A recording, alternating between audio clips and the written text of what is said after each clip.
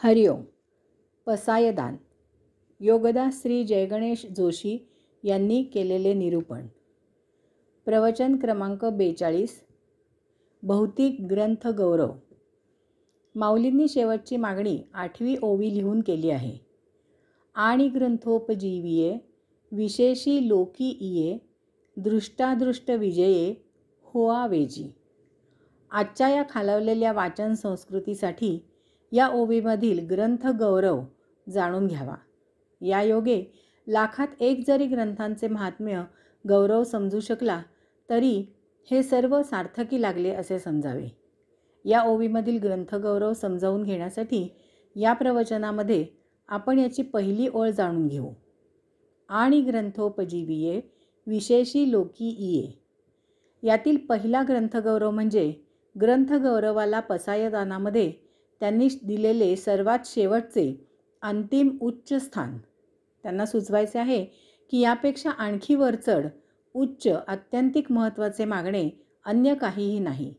उदाहरणार्थ, गाण्याच्या बैठकीमध्ये सर्वात श्रेष्ठ गायक शेवटी गातो. सभेमध्ये श्रेष्ठांचे भाषण शेवटी असते. माऊलींनी 2ऱ्या ओवीपासून 7व्या ओवीपर्यंत मागणे मागितले आणि सर्वात शेवटी 8व्या ओवीमध्ये ग्रंथांसंबंधी मागणे मागितले.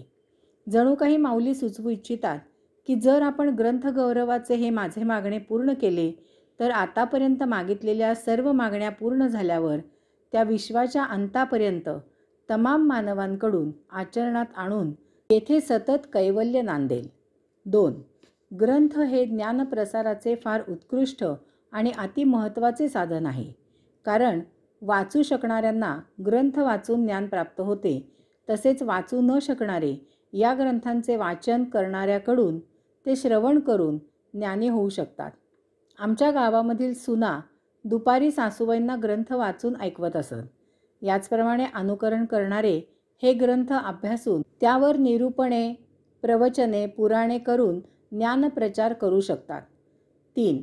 शांतताप्रिय, एकांतप्रिय एकटे बसून ग्रंथ वाचून ज्ञान प्राप्त करू शकतात. 4. काही जण समाजप्रिय असतात. त्यांना 4 जणांबरोबर कार्य करायला आवडते. अशांसाठी सर्वांनी एकत्र जमून ग्रंथांचे श्रवण करून ज्ञानप्राप्ती होऊ शकते. 5. काही जणांच्या रक्तातच मास्तरकी भिनलेली असते. असे कोणी न विचारता इतरांना सल्ला देत हिंडत असतात. अशांसाठी ग्रंथांचा अभ्यास करून निरूपणकार, प्रवचनकार, पुराणिक हा व्यवसाय करून मास्तरकीची हौस भागते आणि शिवाय सत्कारणी वेळ जाऊन चरितार्थही चालतो. 6. अर्थात समर्थ रामदास स्वामींनी सांगितल्याप्रमाणे सद्ग्रंथांचेच वाचन श्रवण करावे. सत याचा अर्थच सदा असणारे, त्रिकाला बाधित, शाश्वत असलेले. असे सत ब्रह्मांडामध्ये एकमेवाद्वितीय आहे आणि ते म्हणजे आत्मपरब्रह्म पुरुषोत्तम. म्हणून सद्ग्रंथ याचा अर्थ आत्मपरब्रह्माविषयी असलेले ग्रंथ. 7. माऊलींनी यांना ग्रंथोपजीविये असे म्हटले आहे, कारण अशा प्रकारे सद्ग्रंथांचा अभ्यास करून ते अन्य जणांना कथन करणारे लोक फार तुटपुंजे पैसे मिळवतात. त्यांच्या चरितार्थाचा ग्रंथ हा एकमेव मार्ग असतो. असे सत्पुरुष ग्रंथांवर जगतात. भौतिकदृष्ट्या ते अत्यंत साधे राहतात. आजच्या वैज्ञानिक चंगळवादी जगात हे खरेच विशेष आहे. 8. असे लोक विशेष आहेत. याचे प्रमुख कारण म्हणजे अशा लोकांनी अध्यात्माचा प्रचार करणे हेच जीवनाचे ध्येय ठरवलेले असते. त्यात जे मिळेल त्यामध्ये हे लोक मोठ्या समाधानात चरितार्थ चालवतात. या लोकांचा केवढा मोठा हा त्याग. 9. अशा लोकांना विशेष लोक असे म्हटले जाते. याचे दुसरे कारण म्हणजे असे लोक आध्यात्मिकदृष्ट्या सर्वसामान्य जनांपेक्षा पूर्ण निराळे आणि अतिउच्च असे जीवन जगतात. त्यांनी भगवत प्राप्तीचा ध्यास घेतलेला असतो. याशिवाय त्यांना अन्य कशातही स्वारस्य नसते. 10. अशा लोकांचा विरंगुळाही अशा ग्रंथांवर, अध्यात्मावर भाष्य करणे हाच असतो. अशांजवळ जर आपण अन्य काही विषयावर बोलू लागलात तर त्यातीलच एखादा धागा पकडून ते अध्यात्मावर बोलू लागतात. सहज बोलले तरी अध्यात्म अशी याची खासियत असते.